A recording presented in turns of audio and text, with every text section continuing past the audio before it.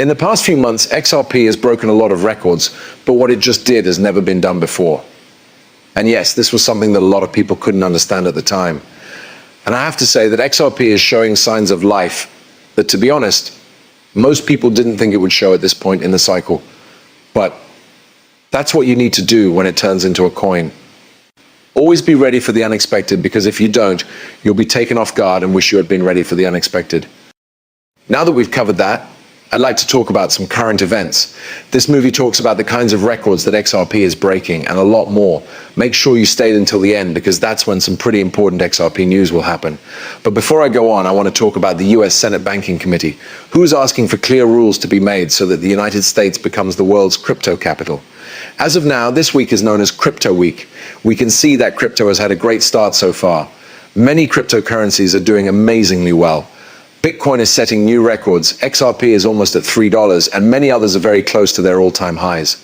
Let me play this video clip for you quickly, because this part is very important to get ready for what we're going to see later.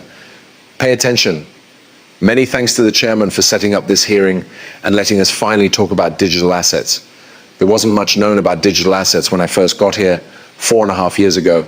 What little there was fear, because it was something people didn't know much about. And some people still don't know much about. Still, the business has grown and changed, and it is now a big part of our economy. Additionally, one digital asset company has now not only made it onto the S&P 500, but it has also moved up to about the 135th spot in the list. That's how big this business is. At least a few companies in the digital asset business are going public this year. However, other countries have been able to set up clear rules for digital goods before the United States. We've let regulatory agencies that don't like this asset use their regulatory powers, like taking enforcement actions, to make things confusing for these industries, because they don't know what regulatory framework they should follow and haven't been given clear instructions from the government bodies in charge of it. Okay, cheers to Cynthia Loomis for taking the time to do this. Among other things, she's been very helpful in getting Ripple and all the other crypto companies the structure they need to work well. We're getting crypto this week, which is why it's called Crypto Week. Many important pieces of legislation are being passed, and finally, after years of just regulation, enforcement, and no clear rules of the road at all, we're getting those frameworks. It's great to see that the US is finally doing something about this, and I think that's a big reason why the crypto industry was so excited this week, from Friday to Sunday and even Thursday. It was crazy how many we saw. I have to say that's a big piece of the puzzle here, but it's not the whole picture. Also, a lot of other things are going on at the same time. I mean, Trump loves to take credit for everything that's going on. In Trump way, he says, I'm going to be on TV. I drive the market school crazy. I can move it just by talking, is what he just said. And to be honest, I'll give Trump credit where credit is due. He did promise to provide a clear framework for cryptocurrency, and he did. That's something that the administration before him completely failed to do, and I think everyone in the crypto industry can see that. That's a big reason why he was elected, and he does have skin in the game. He has crypto-related businesses and is launching his own ETFs, but I think that's kind of good for us, because if he has to follow the rules, then so do we. He can't just break them and do whatever he wants with these ETFs, so a lot of them will be released at once, which will bring in a lot of volume. There are people who don't like ETFs, though.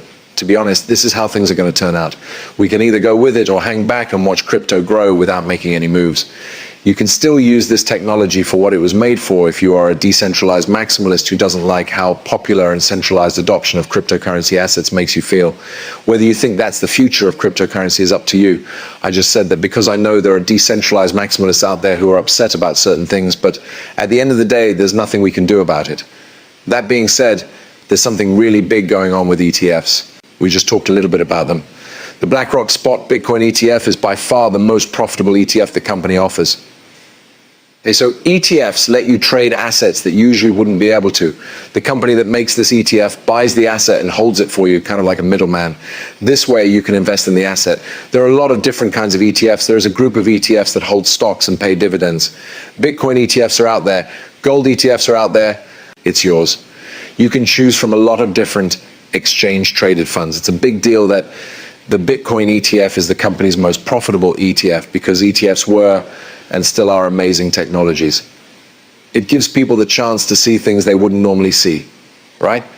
In a strange way, buying a Bitcoin ETF in the US has been safer than buying Bitcoin itself for the past 5 years, since no one knew if Bitcoin would be controlled or not. Bitcoin ETFs made it easier for more people to invest in cryptocurrency. But now that companies and institutions have seen how profitable Bitcoin ETF was, they're starting to realize that there are a lot of other cryptocurrencies out there as well. They're applying for these ETFs like Solana ETFs or XRP ETFs as soon as they can because they know this is like the gold rush, right? A lot of money, maybe even trillions of dollars, will move through these ETFs. They make crazy amounts of money from all of those deals because they get their small fee.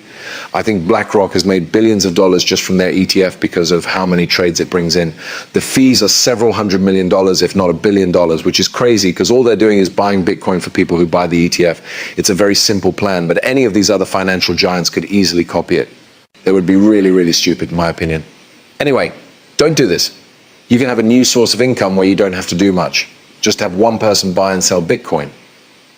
He will make sure that Bitcoin, XRP, Ethereum, or any other cryptocurrency is safe.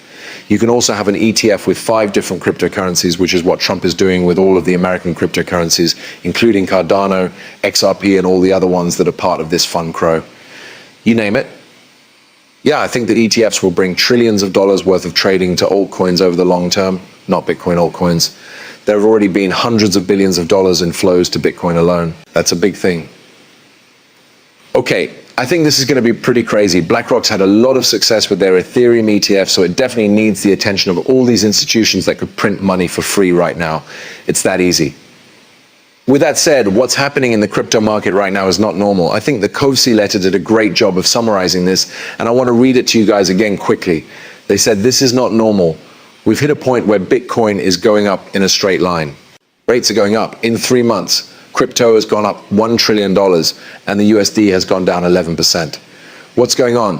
Bitcoin is now in a state of what is called crisis mode. It's clear that Bitcoin has hit a point where it is literally setting new all-time highs every day. BTC has gained $15,000 since July 3rd, when President Trump's big, beautiful bill was passed by the US House. If the rise in the price of gold wasn't enough to scare you, Bitcoin should be. Is there anything more clear than this? Take a look at how Bitcoin and the US dollar index have done so far this year. There were 2 clear points where they were different. April 9th, after the 90-day tariff freeze, and July 1, when the big, beautiful bill was signed into law. It's very clear. This is a 90-day break, as you can see from this figure. The difference is right here.